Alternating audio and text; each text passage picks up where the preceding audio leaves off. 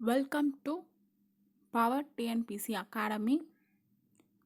Today, 8th standard term 3ல இருக்கக்கூடிய unit number 6 defence and foreign policy, பாதுகாப்பு மற்றும் வெளியுறவு கொள்கை.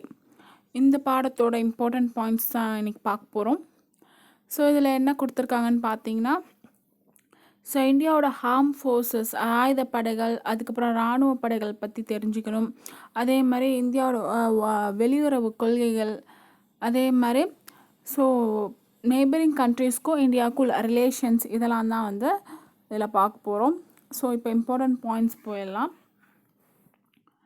ஸோ இங்கே என்ன சொல்லியிருக்காங்கன்னு பார்த்தீங்கன்னா, பிரசிடெண்ட் இருக்காங்களா, அவங்க தான் வந்து head of the state occupies the highest position in defence organisation. அதாவது இந்தியாவோட குடியரசுத் தலைவர் தான் வந்து இந்த பாதுகாப்பு இதில் வந்து அவர் தான் வந்து ஹெட்டாக இருக்காது. இந்த டிஃபென்ஸ் ஆர்கனைசேஷன்லையுமே வந்து ஹெட் யாருன்னு பார்த்தீங்கன்னா குடியரசுத் தலைவர். அதை தான் இங்கே சொல்லியிருக்காங்க பிரசிடெண்ட் அப்படின்ட்டு. அவர் தான் வந்து சுப்ரீம் கமாண்டர் ஆர்ம் ஃபோர்ஸஸ், அதாவது ஆயுதப்படைகளோட தலைமை தளபதி யாருன்னு கேட்பாங்க, அது பிரசிடெண்ட் தான். ஓகேவா, பார்த்துக்கோங்க. ஸோ பாதுகாப்பு இதில் வந்து இவர் தான் வந்து தலைமை வகிக்கிறாரு, அதை தான் சொல்லியிருக்காங்க. அதாவது ஆயுதப்படைகள் இருக்குல்ல, ஆயுதப்படைகளோட தலைமை தளபதி யார் அப்படின்னு கேட்டாங்கன்னா வந்து குடியரசுத் தலைவர் தான். ஓகேவா, is a supreme command of the arm forces இந்தியாவில். ஸோ நெக்ஸ்ட்டு பார்த்தீங்கன்னா வந்து ஸோ செக்யூரிட்டி ஃபோர்ஸஸ், என்னென்ன செக்யூரிட்டி ஃபோர்ஸஸ்லாம் இருக்குது இந்தியாவில் இருக்கக்கூடிய பாதுகாப்பு படைகளோட பிரிவுகளை பற்றி கொடுத்துருக்காங்க. Indian armed force, paramilitary force, central and armed police force, மூணாக பிரிச்சுருக்காங்க. ஸோ இந்திய ஆர்ம்டு ஃபோர்ஸ் இந்திய ஆயுதப்படைகள் அப்படின்னு சொல்லுவாங்க. ஸோ ஆயுதப்படைகளுக்கு கீழே என்னெல்லாம் வருது அப்படின்னு பார்த்தீங்கன்னா, army, navy, air force, cost card, அதாவது இராணுவ படை, கடற்படை, அதுக்கப்புறம் விமானப்படை, கடலோர காவல் படை, இதெல்லாம் வந்து அது கீழே வந்துடும். ஸோ இது வந்து என்னன்னு பார்த்தீங்கன்னா ஒரு பாதுகாப்பு அமைச்சகத்தின் கீழே வருது. ஓகேவா, அதான் இந்தியன் ஆர்ம் ஃபோர்ஸ்ன்னு சொல்லியிருக்காங்க, இந்திய ஆயுதப்படைகள். ஓகேவா, ஸோ இது வந்து 3 டைப்ஸாக பிரிக்கிறாங்க. அந்த இராணுவ படை, கப்பல் படை, விமானப்படை, அந்த மாதிரி 3 விதமாக பிரிக்கிறாங்க. அதே மாதிரி கடலோர காவல் கப்பல் படை, கோஸ்ட் கார்டு அப்படின்னு சொல்லுவாங்க. இது எல்லாமே வந்து பாதுகாப்பு அமைச்சகத்தின் கீழே தான், மினிஸ்ட்ரி ஆஃப் டிஃபென்ஸில் ஒர்க் ஆகுது. ஸோ நெக்ஸ்ட்டு பாராமிலிட்ரி ஃபோர்ஸ் அப்படின்னு பார்த்தீங்கன்னா துணை இராணுவ படைகள். ஸோ இது வந்து Assam rifles and then special frontier force. So இது ரெண்டுமே வந்து துணை இராணுவ படைகளாக வந்து செயல்படுது, பாராமிலிட்ரி ஃபோர்ஸ் அப்படின்னு சொல்லுவாங்க. ஓகேவா, நெக்ஸ்ட்டு சென்ட்ரல் ஆர்ம்டு போலீஸ் ஃபோர்ஸில் வந்து என்னெல்லாம் வரும் பார்த்தீங்கன்னா, border security force, central reserve protection force, ITBP, CISF, so SSB, இதெல்லாம் வந்து எதில் வரும்னா பார்த்தீங்கன்னா central authority of minister home, இதோட உள்துறை, மத்திய உள்துறை அமைச்சகத்தினில் தான் வந்து இதெல்லாம் வந்து செயல்படுத்துகிறாங்க. இப்போ சிஏபிஎஃப் பார்த்தீங்கன்னா வந்து ஆர்மியும் இருக்கும், அதில் போலீஸும் இருக்கும். ஓகேவா, ஸோ அதில் பார்த்தீங்கன்னா வந்து இராணுவமும் இருக்கும், காவல்துறை ரெண்டும் சேர்ந்து செயல்படக்கூடியதான் வந்து இந்த சென்ட்ரல் ஆர்ம் போலீஸ் ஃபோர்ஸஸ். இதை 3 பிரிவுகளாக பிரிச்சிருக்கு, எது எதற்கீழே செயல்படும் அப்படிங்கிறத பார்த்துக்கோங்க. ஸோ இந்தியன் ஆர்ம் ஃபோர்ஸ், அதாவது ஆயுதப்படைகள் வந்து மினிஸ்ட்ரி ஆஃப் டிஃபென்ஸ், இது இந்த அமைச்சகத்தின் கீழே செயல்படுது. சென்ட்ரல் ஆர்ம் போலீஸ் ஃபோர்ஸ் பார்த்தீங்கன்னா வந்து உள்துறை அமைச்சகம், மத்திய உள்துறை அமைச்சகம், இதன் கீழே வந்து செயல்படக்கூடியது. ஸோ ஃபஸ்ட்டு வந்து இந்தியன் ஆர்ம் ஃபோர்ஸ் சொல்லிட்டாங்க. ஸோ அதை பற்றி ப்ரீஃபாக இங்கே கொடுத்துருப்பாங்க. ஸோ ஃபஸ்ட்டு வந்து இராணுவ படை. ஸோ இராணுவ படையில் பார்த்தீங்கன்னா வந்து யார் வந்து அது ஹெட்டு இருப்பாங்க அப்படின்னு பார்த்தாங்கன்னா, the chief army staff 4 star general. ஓகேவா, அவர் தான் வந்து இந்த படைப்பிரிவை வந்து இது பண்ணுவாங்க, ஹெட்டாக இருப்பாங்க. இந்த ஜென்ரல் சொல்லுவாங்க, உங்களோட ஹெட்டை வந்து அவங்க வந்து ஜென்ரல்னு சொல்லுவாங்க. ஸோ அவங்களுக்கு வந்து 4 ஸ்டார்ஸ் வந்து கொடுத்துருப்பாங்க. அவங்களோட ட்ரெஸ்ஸில் பார்த்தீங்கன்னா 4 ஸ்டார்ஸ் இருக்கும். ஓகேவா, so commanded by chief army staff general. Okay, so இந்த மாதிரி ஒரு அமைப்பு வந்து எந்த மாதிரி அமைப்புனா ரெஜிமெண்டல் சிஸ்டம் அப்படின்னு சொல்லுவாங்க. இது வந்து 7 பிரிவுகளாக வந்து பிரிச்சிருக்காங்க. இந்த மாதிரி ஒரு இராணுவ பிரிவு இந்திய இராணுவம் வந்து இந்த ரெஜிமெண்டல் சிஸ்டம் இது வந்து 7 பிரிவுகளாக வந்து படைப்பிரிவுகளாக பிரிக்கப்பட்டிருக்கு அப்படிங்கிறத இந்திய இராணுவ படையை சொல்கிறாங்க. அதே மாதிரி கடற்படையில் பார்த்திங்கன்னா வந்து இதோட முக்கிய நோக்கமே என்னென்னா எல்லா எல்லைகளையும் பாதுகாக்கணும். அதாவது மேரிடைம் பார்டர்ஸ்ன்னு சொல்லுவாங்க. ஸோ கடல் எல்லைகளை பாதுகாப்பதுக்கு தான் இந்த கடற்படை தேவைப்படுது. ஸோ இதில் பார்த்தீங்கன்னா வந்து ஏதோ ஒரு ஆயுதப்படைகளை வந்து அந்த மக்கள் கடல்சார் நலங்களுக்கு இதே மாதிரி நிறைய இந்த மற்றவங்க வந்து நம்மளோட இடத்த வந்து ஆக்கிரமிக்கிறது, ஸோ இந்த மாதிரி பணிகளில் வந்து ஈடுபடுறது தான் இந்த கடற்படை. ஸோ இவங்களோட ஹெட்டை வந்து என்னென்னு சொல்லுவாங்கன்னா admiral, the chief of naval staff, chief of army ஸ்டாஃபை வந்து ஜென்ரல் அப்படின்னு சொல்லிடுவோம். ஸோ நேவி ஸ்டாஃப்க்கு வந்து அட்மிரல் அப்படின்னு தான் சொல்லுவாங்க. இவங்களுக்குமே 4 ஸ்டார்ஸ் தான். இவங்களோட பிரிவுகள் நம்ம வந்து இராணுவ படையில் வந்து 7 பிரிவுகளாக பிரிஞ்சிருக்குன்னு பார்த்தோம். இந்த கடற்படை பிரிவுகளில் வந்து பார்த்திங்கன்னா 3 பிரிவுகளாக பிரிஞ்சிருக்கு. ஸோ அதோட டிஃப்ரென்ஸ் பண்ணி படுத்துக்கோங்க. ஸோ இராணுவ படை வந்து ஆர்மி சீஃப் வந்து என்னன்னு சொல்லுவாங்கன்னா ஜென்ரல், நேவி ஸ்டாஃப் வந்து சீஃப் என்ன சொல்லுவாங்கன்னு பார்த்தீங்கன்னா அட்மிரல். 2 பேருக்குமே 4 ஸ்டார்ஸ் தான். ஆனால் அங்கே வந்து 7 பிரிவுகளாக பிரியும். ஆர்மியில் நேவியில் வந்து 3 பிரிவுகளாக பிரியும். நெக்ஸ்ட் பார்த்திங்கன்னா ஏர்ஃபோர்ஸ், விமானப்படை. ஸோ விமானப்படையில் வந்து பார்த்திங்கன்னா ஸோ இது வந்து இந்திய விமானப்படையினா வந்து நம்ம இந்திய வான்வெளியை காப்பாற்றுறதுக்காக தோற்றுவிக்கப்பட்டது தான் இது. ஸோ இவங்களோட சீஃப் ஏர் ஸ்டாஃப் வந்து என்னன்னு சொல்லுவாங்க மார்ஷல் சீஃப் வந்து ஏர் ஸ்டாஃப் வந்து மார்ஷல் அப்படின்னு சொல்லி தான் வந்து கால் பண்ணுவாங்க. இவங்களுக்குமே பார்த்திங்கன்னா 4 ஸ்டார்ஸ் தான். பட் இவங்களுக்கு 7 பிரிவுகளாக அந்த படைப்பிரிவுகளை வந்து பிரிந்திருக்கும். ஓகேவா? இதுதான். ஸோ இராணுவத்தோட சீஃப் என்னன்னு சொல்லுவாங்கன்னு பார்த்தீங்கன்னா ஜென்ரல். அதே நேவிக்கு பார்த்தோன்னா அட்மிரல். ஏர் ஸ்டாஃப் பார்த்திங்கன்னா மார்ஷல். ஸோ இவங்க எல்லாத்துக்குமே வந்து 4 ஸ்டார்ஸ் தான் கொடுப்பாங்க. கடற்படைக்கு மட்டும்தான் வந்து 3 பிரிவுகளாக பிரிஞ்சிருக்கும் தவிர மிச்சம் 2த்துக்குமே, அதாவது ஏர் ஸ்டாஃபும் சரி அந்த ஆர்மி ஸ்டாஃப், இவங்க 2 பேருக்குமே 7 படைப்பிரிவுகளாக பிரிஞ்சிருக்கு. இதை தான் சொல்லியிருக்காங்க. ஸோ டிஃப்ரென்ஸ் பார்த்தாலே நல்லா புரியும். நெக்ஸ்ட் வந்து Indian cost card. So Indian cost card வந்து இந்திய கடலோர காவல் படை வந்து எப்போ துவங்கியிருக்கு அப்படின்னு பார்த்தீங்கன்னா 1978ஆம் ஆண்டில் தான் தொடங்கியிருக்கு. ஸோ இது எதுபடி அப்படின்னு பார்த்தீங்கன்னா கோஸ்ட் கார்டு ஆக்ட் 1978 இந்த சட்டத்தோட இதுபடி தான் நம்ம இந்தியன் பார்லிமெண்ட் வந்து இந்த இந்திய கடலோர காவல் படை அப்படிங்கிறத வந்து நிறுவியிருக்காங்க. ஸோ இது வந்து யாரோட இது கீழே செயல்படுது பார்த்திங்கன்னா வந்து மினிஸ்ட்ரி ஆஃப் டிஃபென்ஸ், அதாவது பாதுகாப்பு அமைச்சகத்தின் கீழே வந்து செயல்படுது. ஸோ இப்போ கடலோர காவல் படை அப்படின்னு பார்த்தீங்கன்னா Indian navy, department of fisheries, department of revenue, central state police, இது எல்லாமே இதுக்குள்ளே வந்துடும். ஓகேவா? ஸோ இதெல்லாம் சேர்ந்தது தான் வந்து இந்தியன் கோஸ்ட் கார்டு. ஓகேவா? அது நிறுவப்பட்ட ஆண்டை மட்டும் நல்லா நோட் பண்ணிக்கோங்க. 1978ஆம் ஆண்டு 1978. ஓகேவா? இது எதுக்கு கீழே செயல்படு அப்படின்னு பார்த்தீங்கன்னா பாதுகாப்பு அமைச்சகத்தின் கீழே தான் இது வந்து செயல்படுது.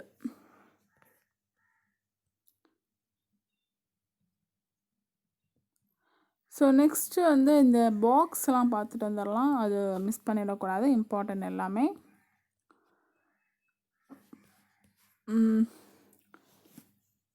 ஸோ இங்கே என்ன கொடுத்துருக்குன்னா நேஷ்னல் வார் மெமோரியல் மானுமெண்ட் வந்து பில்ட் பண்ணியிருக்காங்க.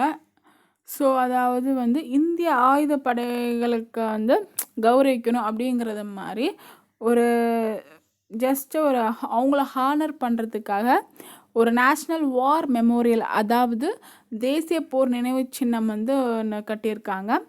ஸோ இது வந்து எங்கே இருக்குதுன்னு பார்த்தீங்கன்னா நியூ டெல்லியில் தான் இருக்குது. So nearby India gate. So 40 acres இருக்கும் அந்த லேண்டு பார்த்தீங்கன்னா.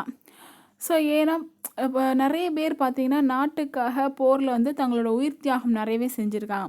ஸோ அந்த இராணுவ வீரர்களோட பேர்கள் இருக்குது பார்த்திங்கன்னா, அவங்களோட நேம்ஸ்லாம் வந்து அந்த அந்த வாலில் வந்து இன்ஸ்கிரைப் பண்ணணும் அப்படிங்கிற கல்வெட்டில் பொறிக்கப்பட்டுள்ளன அப்படின்னு சொல்லியிருக்காங்க. இன்ஸ்கிரைப்டு பண்ணணும் அப்படிங்கிறது ஒரு நினைவு சின்னமாக வந்து டெல்லியில் அது இருக்குது. ஸோ அந்த மெமோரியல் வால், நேஷ்னல் மெமோரியல் வால் வந்து எங்கே இருக்குதுன்னு பார்த்தீங்கன்னா நியூ டெல்லியில் இருக்குது, இந்தியா கேட் பக்கத்தில் 40 ஏக்கரில். ஓகேவா? ஸோ போர் போது வந்து இராணுவ வீரர்கள் தங்களோட உயிர் தியாகம் செய்ய அவங்களோட பேர்கள்லாம் வந்து அங்கே பொறிக்கப்பட்டிருக்கும். இதுதான்.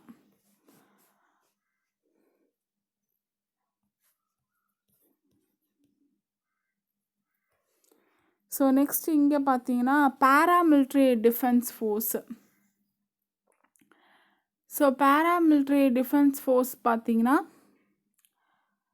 இது வந்து எதுக்காக மோஸ்ட்லின்னு பார்த்தோன்னா ஒரு இன்டர்னல் செக்யூரிட்டிக்காக தான் வந்து இன்டர்னல் செக்யூரிட்டி, அதே மாதிரி இந்த கடலோர பகுதியை வந்து பாதுகாக்கிறதுக்கும், அதே மாதிரி இந்த இராணுவத்துக்காக உதவுறதுக்குமே வந்து இந்த பேராமிலிட்ரி ஃபோர்ஸை வந்து செட் பண்ணியிருக்காங்க. புரியுதா? அதாவது உள்நாட்டு பாதுகாப்புக்கு, அதே மாதிரி கடலோர பாதுகாப்புக்கும், அதே மாதிரி இராணுவத்துக்கும் சேர்த்து தான் வந்து இந்த பேராமிலிட்ரி ஃபோர்ஸ் இருக்குது. ஸோ பேராமிலிட்ரி டிஃபென்ஸ் ஃபோர்ஸ் வந்து 2 டைப்ஸாக பிரியுது. ஓகேவா? நம்மளோட பார்டர்ஸ், இன்டர்நேஷ்னல் பார்டர்ஸையும் வந்து இது பண்ணணும், அதாவது பாதுகாக்கிறதுக்கு இது ஹெல்ப் பண்ணுது. ஸோ அதில் வந்து 2 டைப்ஸ் இருக்குது. ஒன்று வந்து அசாம் ரைஃபிள்ஸ், இன்னொன்று என்னன்னு பார்த்தீங்கன்னா இந்த special frontier force. Assam rifle வந்து 1835ஆம் ஆண்டு வந்து பிரிட்டிஷ் தான் வந்து இதை எஸ்டாப்ளிஷ் பண்ணாங்க அசாமில். ஸோ இது பேர் என்னன்னு சொல்லுவாங்கன்னா கச்சார் லேவி அப்படின்னுங்கிற ஒரு இராணுவ பயிற்சி பெற்ற ஒரு மக்கள், ஒரு பீப்புள் குரூப் இருக்கும். ஸோ அதில் வந்து 46 பெட்டாலியன்ஸ் அப்படின்னா வந்து படைப்பிரிவுகள் இருக்கும். ஸோ இதுவுமே வந்து home affairs, ministry of home அஃபேர்ஸ்னால் வந்து உள்துறை அமைச்சகத்தின் கீழே தான் வந்து இதுவுமே வந்து செயல்படுது அப்படின்னு சொல்லியிருக்காங்க. ஓகேவா? ஸோ அசாம் ரைஃபிள்ஸ் வந்து எஸ்டாப்ளிஷ் ஆன இயர் பார்த்துக்கோங்க 1835. இது எதுக்கு அண்டரில் ஒர்க் ஆகுதுன்னு பார்த்துக்கோங்க, மினிஸ்ட்ரி ஆஃப் ஹோம் அஃபேர்ஸ். இதை வந்து என்னன்னு இது வந்து பிரிட்டிஷ் தான் வந்து இன்ட்ரடியூஸ் பண்ணது. ஸோ இதை வந்து என்னன்னு சொல்லுவாங்கன்னா கச்சார் லேவி அப்படின்னு சொல்லுவாங்க. நெக்ஸ்ட் வந்து ஸ்பெஷல் ஃப்ரான்டியர் ஃபோர்ஸ். ஸோ இது பார்த்திங்கன்னா இதுவுமே வந்து இந்தியாவில் வந்து புதுசாக உருவாக்கப்பட்ட ஒரு எல்லைப்புற படை. ஓகேவா? சிறப்பு எல்லைப்புற படை அப்படின்னு சொல்லுவாங்க. 1962 தான் வந்து க்ரியேட் பண்ணியிருக்காங்க, இன்ட்ரடியூஸ் பண்ணியிருக்காங்க. ஸோ இதில் பார்த்தீங்கன்னா வந்து direct supervision intelligence bureau. So இது வந்து research analyse, India intelligence agency, இதே மாதிரி நிறைய இருக்குது. புலனாய்வு, அதுக்கான ஆராய்ச்சி, பகுப்பாய்வு. ஸோ இதே மாதிரி நிறைய பிரிவின் கீழே வந்து இது செயல்பட்டு கொண்டு இருக்கிறது. அதை தான் இங்கே சொல்லியிருக்காங்க. இந்த ஸ்பெஷல் ஃப்ரான்டியர் ஃபோர்ஸ் வந்து எந்த இயரில் தொடங்கப்பட்டிருக்கு அப்படின்னு பார்த்தீங்கன்னா 1962ஆம் ஆண்டு. அதை நோட் பண்ணிக்கோங்க. ஸோ இங்கே கொடுத்துருக்க ஒரு பாக்ஸ் பார்த்துருவோம். ஸோ மெட்ராஸ் ரெஜிமெண்ட் இது one of the oldest infantry. அதாவது இது பார்த்தீங்கன்னா வந்து 1758 அந்த இயரில் தான் வந்து இந்த மெட்ராஸ் ரெஜிமெண்ட் அது வந்து வந்திருக்கு. ஸோ இது பார்த்தீங்கன்னா வந்து நம்ம இந்திய இராணுவத்தோட ரொம்ப ரொம்ப பழமையான ஒரு இன்ஃபேண்ட்ரி, ஓல்டஸ்ட் இன்ஃபேண்ட்ரி ரெஜிமெண்ட் அப்படின்னு சொல்லுவாங்க. அதாவது மிக பழமையான காலாப்படை அப்படின்னு சொல்லுவாங்க. ஸோ இது இப்போ எங்கே இருக்குது அப்படின்னு பார்த்தீங்கன்னா வந்து தமிழ்நாட்டில் உதகமண்டலம் அங்கே இருக்குது. ஓகேவா? அந்த சென்டர். ஸோ வெல்லிங்டன் அந்த பிளேஸில் இருக்குது அப்படிங்கிறத கொடுத்துருக்காங்க. ஸோ 1962 பார்த்தீங்கன்னா சைனா இண்டோ வார் ஒன்று நடந்திருக்கும். ஓகேவா? அப்போ வந்து இந்தியன் ஆர்மி அந்த ஆஃபீஸர்ஸோட அதிகாரிகளோட எண்ணிக்கையை வந்து அதிகரிக்கணும், இன்க்ரீஸ் பண்ணணும் அப்படின்னு சொல்லி தான் இந்த மாதிரி ஒரு ஆரம்பிச்சிருக்காங்க.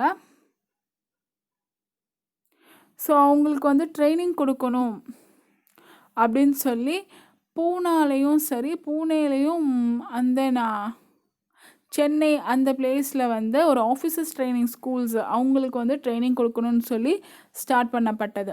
ஸோ 1988 பார்த்தீங்கன்னா ஜனவரி 1 ஸோ அதை திருப்பியுமே வந்து ரீநேம் பண்ணியிருக்காங்க, ஆஃபீஸர் ட்ரைனிங் அகாடமி அப்படின்னு சொல்லி ரீநேம் பண்ணியிருக்காங்க.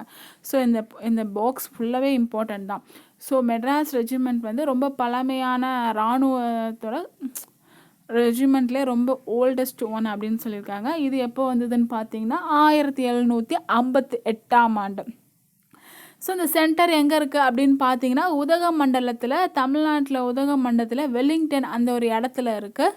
1962ஆம் ஆண்டில் பார்த்தீங்கன்னா சீனோ இண்டியன் வார் அப்படிங்கிற இடத்துல வந்து அதிகாரிகளோட எண்ணிக்கை வந்து அதிகமாக இருந்தது. அதில் 2 ஆஃபீஸர்ஸ் வந்து அவங்களுக்கு வந்து 2 இடத்துல வந்து பூனேலையும் சென்னையிலையும் வந்து அவங்களுக்கு ட்ரைனிங் கொடுக்கணும்னு சொல்லி அது ஆஃபீஸர் ட்ரைனிங் ஸ்கூல் ஒன்று ஸ்டார்ட் பண்ணாங்க. ஸோ அதே வந்து ஆஃபீஸர் ட்ரைனிங் அகாடமின்னு சொல்லி சேஞ்ச் பண்ணியிருக்காங்க. எப்போன்னு பார்த்தீங்கன்னா ஜனவரி 1, 1988. ஓகேவா. நெக்ஸ்ட்டு பார்த்தீங்கன்னா சென்ட்ரல் ஆர்ம்டு ஃபோர்ஸஸ். ஸோ இது வந்து இதுவுமே வந்து உள்துறை அமைச்சகம் அதன் கீழே தான் வந்து இதுவுமே வந்து செயல்படக்கூடியது. ஸோ இது வந்து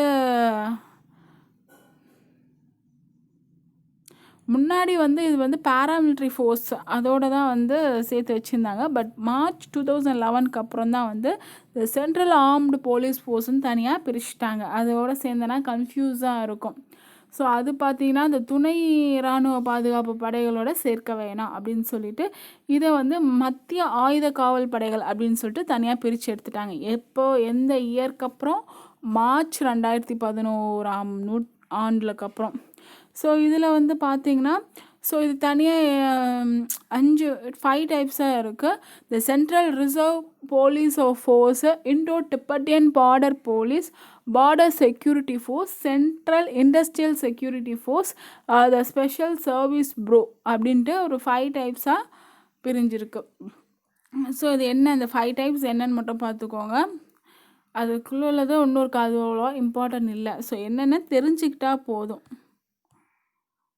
ஓகே. ஸோ அந்த ஃபுல் ஃபார்ம் நல்லாவே பார்த்துக்கணும். இப்போ சிஆர்பிஎஃப்னா வந்து சென்ட்ரல் ரிசர்வ் போலீஸ் ஃபோர்ஸ், அதே மாதிரி ஐடிபிபினா இண்டோ டிபெட்டியன் பார்டர் போலீஸ், பிஎஸ்எஃப்னா பார்டர் செக்யூரிட்டி ஃபோர்ஸ், சிஐஎஸ்எஃப்னா சென்ட்ரல் இண்டஸ்ட்ரியல் செக்யூரிட்டி ஃபோர்ஸ், எஸ்எஸ்பினா ஸ்பெஷல் சர்வீஸ் ப்ரோ. ஸோ இந்த பாயிண்ட்டை பார்ப்போம்.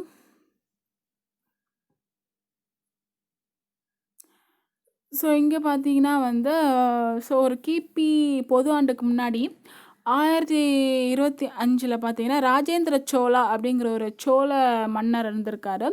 ஸோ அவரோட தமிழ்நாட்டில் அவர் வந்து இந்த naval city state of express Shri Vijaya maritime அப்படிங்கிற ஒரு ஸ்ரீ விஜயம் அப்படிங்கிற ஒரு கடற்படை எடுப்பை வந்து அவர் தான் வந்து ஸ்டார்ட் பண்ணியிருக்காரு. எங்கன்னு பார்த்தீங்கன்னா சவுத் ஈஸ்ட் ஏஷியாவில். ஸோ அங்கே வந்து பார்த்தீங்கன்னா இங்கே கேடா அப்படின்னு இப்போ மாடர்ன் இதில் டைம்ஸில் கேடா அப்படிங்கிற ஒரு கடாரம் அப்படிங்கிற ஒரு பிளேஸை வந்து இவர் தான் வந்து ஒன் பண்ணியிருக்காரு. ஸோ இவர் அந்த படையெடுப்பு செஞ்சார்ல, அந்த கடற்படை எடுப்பு. ஸோ அதில் ரொம்ப சிறப்பு வாய்ந்ததாக வந்து என்னன்னு பார்த்தீங்கன்னா அந்த ஸ்ரீ விஜயம் அப்படிங்கிற ஒரு கடற்படை இறப்பு. அது ரொம்பவே வந்து இந்த இந்தியன் ஹிஸ்ட்ரியில் வந்து பார்த்திங்கன்னா ரொம்ப யூனிக்கான ஒன்று. ஸோ ஹிஸ்ட்ரி படிக்கும்போது அது தெரியும். ஸோ இப்போ இதை மட்டும் நோட் பண்ணிக்கோங்க. ஸோ 1025 அதாவது கிறிஸ்துவர் பிறந்த பின் பொது ஆண்டு ஸோ அதில் வரும். ஸோ அதில் வந்து ராஜேந்திர சோழா வந்து இந்த மாதிரி ஒரு நேவல் சிட்டி எக்ஸ்பெடிஷன் ஸ்ரீ விஜயம் அப்படிங்கிறது வந்து சவுத் ஈஸ்ட் ஏஷியாவில் வந்து இது பண்ணியிருக்காங்க, கடற்படை ஏற்பு இது பண்ணியிருக்காங்க. அதில் தான் வந்து கேடா அப்படிங்கிற ஒரு இப்போ இருக்கிற கடாரம் அப்படிங்கிற ஒரு பகுதியை வந்து இவங்க வந்து ஒன் பண்ணியிருக்காங்க. அதை தான் வந்து இங்கே சொல்லியிருக்காங்க. ஓகே. நெக்ஸ்ட்டு பார்த்திங்கன்னா national cadet crops. So national cadet crops அப்படின்னு பார்த்திங்கன்னா இது வந்து ஒரு ட்ரை சர்வீசஸ், அதாவது தேசிய மாணவர் படை அப்படின்னு சொல்லுவாங்க. ஸோ இது வந்து பார்த்திங்கன்னா மாணவ படை அப்படின்னா வந்து இதில் ட்ரை சர்வீஸை 3 அடுக்குகளாக இது வந்து இது பண்ணுவாங்க. இராணுவ படை இதில் வரும், கடற்படையும் வரும், விமானப்படை, இது 3ம் சேர்ந்தது தான் வந்து இந்த நேஷ்னல் கேடட் கார்ப்ஸு. இது வந்து வாலண்ட்ரியாக இப்போ ஸ்கூல்ஸ் காலேஜஸ் அதிலலாம் பார்த்திங்கன்னா வந்து யூனிவர்சிட்டிஸ்லாம் வந்து ஸோ அவங்களாவே வந்து முன் வருது இந்த நேஷ்னல் கேடட் கார்ப்ஸ் என்சிசியில் ஜாயின் பண்ணுறது. ஸோ ஜஸ்ட்டு ஒரு மிலிட்ரி ட்ரைனிங்கு, பரேடுக்கு அந்த மாதிரி பயிற்சி அளிக்கிறதுக்கு இதில் வந்து சேர்ந்துப்பாங்க. ஸோ அதை தான் இங்கே சொல்லியிருக்காங்க. Army, navy and then air force 3ம் சேர்ந்தது தான் வந்து the National Cadet Corps.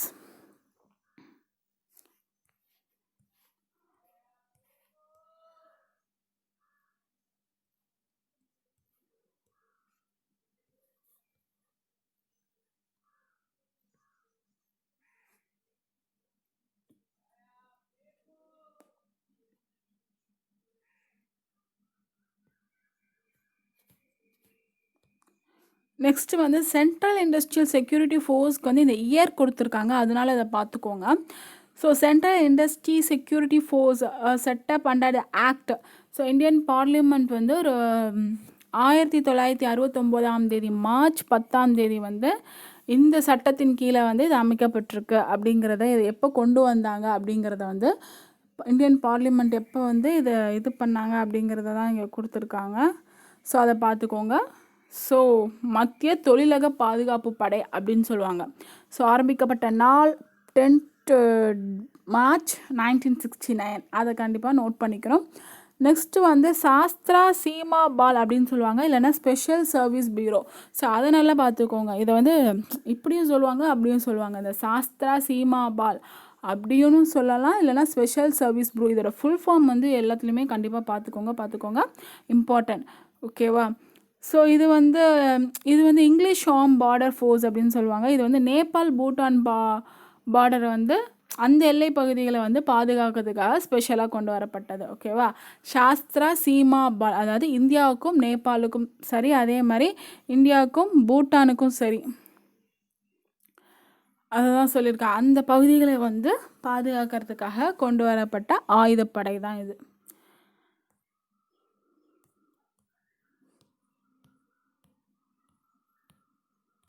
So இங்கே வந்து பாக்ஸில் கொடுத்துருக்காங்க எந்தெந்த டேயில் என்னென்ன இது டிஃபென்ஸ் இது கொண்டாடுறாங்க அப்படின்ட்டு. 15th ஜனவரி பார்த்தீங்கன்னா இராணுவ தினம், ஆர்மி டே. 1st February பார்த்தீங்கன்னா கோஸ்ட் கார்ட் டே, அதாவது கடலோர காவல் படை தினம். மார்ச் 10 பார்த்தீங்கன்னா இந்த central industrial security force day, அதாவது மத்திய தொழிலக பாதுகாப்பு படை தினம். October 7 rapid action force day. October 8 விமானப்படை தினம், அதாவது ஏர்ஃபோர்ஸ் டே. டிசம்பர் 4 வந்து கடற்படை தினம், நேவி டே. டிசம்பர் 7 வந்து ஆர்ம் ஃபோர்ஸ் ஃப்ளாக் டே, ஆயுதப்படைகளோட கொடி தினம் அப்படின்னு சொல்லுவாங்க. ஓகேவா? ஸோ இந்த எந்தெந்த டேயில் என்னென்ன டிஃபென்ஸ் சம்மந்தப்பட்டமாக கொண்டாடுறாங்க அப்படிங்கிறத நல்லாவே நோட் பண்ணி வச்சுக்கோங்க. இம்பார்ட்டன்ட். ஸோ ஒரு 18 வயதுலேருந்து 50 வயசில் உள்ளவங்க எல்லாருமே வந்து இந்த வந்து ஹோம் கார்ட்ஸ், அதாவது ஊர்காவல் படைக்கு வந்து எலிஜிபிள் அப்படின்னு சொல்கிறாங்க. ஓகேவா? ஊர்காவல் படைக்கு வந்து எலிஜிபிலிட்டி பார்த்தீங்கன்னா 18 வயசுலேருந்து 50 வயசு இருந்தாலே போதும் அப்படிங்கிறாங்க. ஸோ அவங்களோட பதவி காலம் அப்படின்னு பார்த்தீங்கன்னா வந்து ஒரு 3 வருஷத்துலேருந்து 5 வருஷம் வரையும் இருக்கலாம். அந்த ஊர்காவல் படையில் வந்து உறுப்பினராக வந்து அவங்களோட பதவி காலம் அப்படின்னு பார்த்தீங்கன்னா 5 வருஷம் இருந்துக்கலாம், இல்லைனா மினிமம் 3 இல்லைனா 5. ஸோ பஞ்சசீல், அதாவது இந்திய நாட்டோட ஃபர்ஸ்ட் பிரைம் மினிஸ்டர் வந்து ஜவஹர்லால் நேரு. அவரை வந்து என்னன்னு சொல்லுவாங்கன்னு பார்த்தீங்கன்னா the chief architect of India foreign policy. ஓகேவா? அதாவது நம்ம இந்திய வெளியுறவு கொள்கையை வடிவமைப்பதில் வந்து இவர் தான் வந்து ஒரு சீஃப் ஆர்கிடெக்டாக இருந்திருக்காரு, அதை தான் சொல்கிறாங்க. ஸோ இவர் வந்து அமைதிக்காக ஒரு 5 கொள்கைகளை வந்து இன்ட்ரடியூஸ் பண்ணியிருக்காரு. அந்த கொள்கைகளை வந்து என்னன்னு சொல்லுவாங்கன்னா பஞ்சசீல் அப்படின்னு சொல்லுவாங்க. பஞ்சசீல். ஓகேவா? ஸோ இதை கொண்டு வந்தவர் யார்? ஜவஹர்லால் நேரு. ஸோ அவர் வந்து இந்தியன் ஃபாரின் பாலிசியோட இது சொல்லுவாங்க என்னன்ட்டு சீஃப் ஆர்கிடெக்ட்னு சொல்லுவாங்க. அவர் டிக்ளேர் பண்ண 5 கொள்கைகளை வந்து பஞ்சசீல் அப்படின்னு சொல்லுவாங்க. அது என்னன்னு பார்த்துக்கோங்க. ஒரு நாட்டோட எல்லைகளும் சரி, அவங்களோட சோபர்ஜினிட்டி எல்லாமே வந்து மதித்து நடக்கணும். ஸோ மற்ற நாட்டை வந்து போய் ஆக்கிரமிக்கக்கூடாது, உள்நாட்டு விவகாரங்களில் வந்து தலையிடாமல் இருக்கிறது, அதே மாதிரி சமத்துவத்துக்காக ஒற்றுமையாக இருக்கணும், எல்லாரோட நலனுக்காக ஒற்றுமையாக இருக்கிறது, அதே மாதிரி பீஸ்ஃபுல் கோஎக்ஸிஸ்டன்ஸ், அமைதியாக எல்லாருமே வந்து இணைந்து இருக்கணும் அப்படிங்கிறத சொல்லியிருக்காங்க. நெக்ஸ்ட்டு ஒரு நான் அலைன்மெண்ட்டுங்கிற ஒரு இது கொடுத்துருக்காங்க. ஸோ நான் அலைன்மெண்ட் அப்படின்னா என்னென்னா அணி சேராமை அப்படின்னு சொல்லுவாங்க. ஸோ இந்த வேர்டை காயின் பண்ணவங்க யாருன்னு பார்த்தீங்கன்னா விகே கிருஷ்ணமேனன். ஸோ கிருஷ்ணமேனன் அவர் தான் வந்து டேர்ம் பண்ணியிருப்பார். அதை நல்லா பார்த்துக்கோங்க. நான் அலைன்மெண்ட்டுங்கிற வேர்டை டேர்ம் பண்ணவர் விகே கிருஷ்ணமேனன். ஸோ இது எப்போன்னு பார்த்தீங்கன்னா ஒரு மிலிட்ரி அலையன்ஸ் வந்து அமெரிக்கா ரஷ்யா அவங்களோட செகண்ட் வேர்ல்டு வாருக்கு அப்புறம் ஜாயின் பண்ணது தான் இது, ஃபார்ம் பண்ணது தான் இது. ஓகேவா?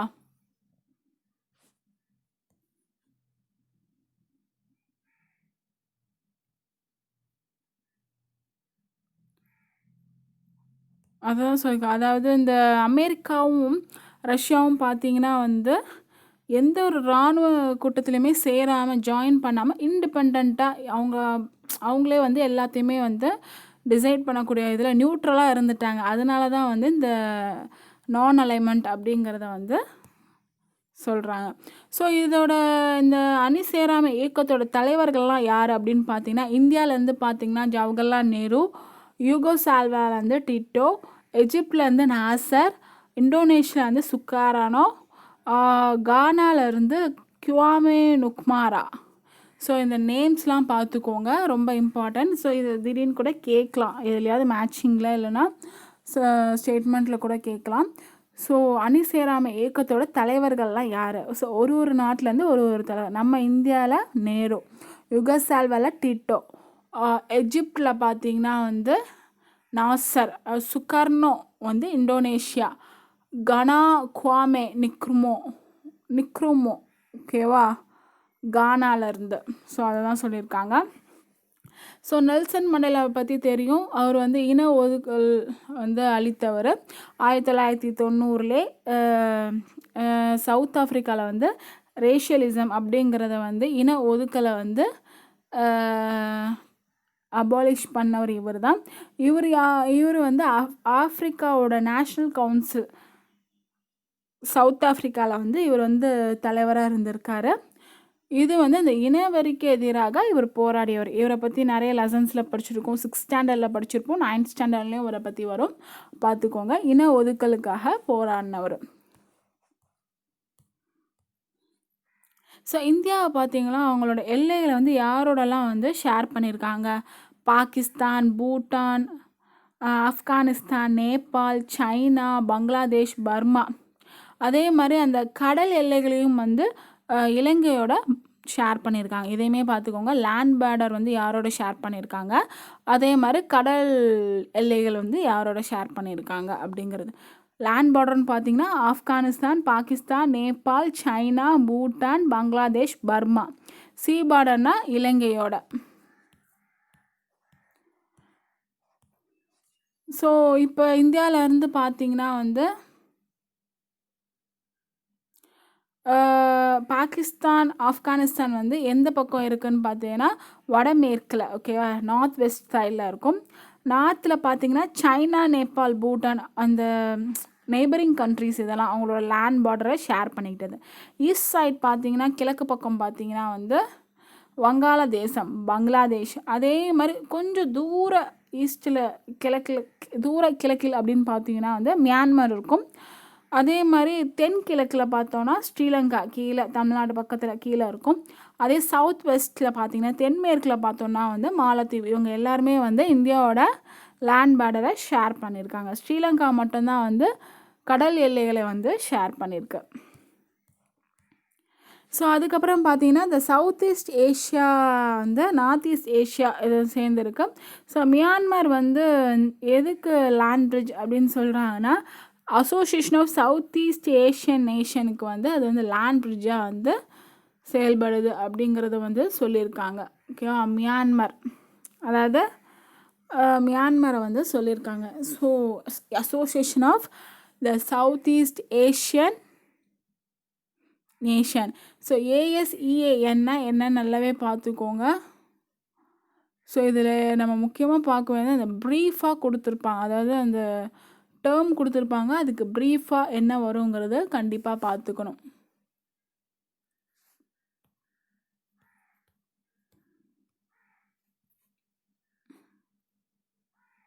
நெக்ஸ்ட்டு பார்த்தீங்கன்னா சார்க். சார்க்கோட ஃபுல் ஃபார்ம் பார்த்துக்கோங்க, the south Asian association for regional cooperation. South Asian association for regional cooperation. இது வந்து 8 கண்ட்ரீஸும் இது சார்க்கோட மெம்பர்ஸ் பார்த்திங்கன்னா 8 கண்ட்ரியும் இதில் சேர்ந்து கூட்டமைப்பாக இருக்குது. ஓகேவா? ஸோ அது என்னென்ன கண்ட்ரீஸ்ன்னு பார்த்துக்கோங்க. இந்தியா, பங்களாதேஷ், பாகிஸ்தான், நேபாள், பூட்டான், ஸ்ரீலங்கா, மாலத்தீவ்ஸ், ஆப்கானிஸ்தான், இந்த 8 நாடுகளோட மெம்பர்ஸும் வந்து இந்த சார்க் கமிட்டியில் வந்து கமிஷனில் உறுப்பினராக இருக்காங்க. ஸோ இதோட ஃபுல் ஃபார்ம் பார்த்துக்கோங்க. ஸோ எந்தெந்த நாடுகள் அப்படிங்கிறதும் நோட் பண்ணிக்கணும். நெக்ஸ்ட்டு வந்து பிசிஐஎம்னா வந்து பங்களாதேஷ், சைனா, மியான்மர், இவங்க எல்லாம் வந்து ஒரு கூட்டமைப்பில் இருக்காங்க.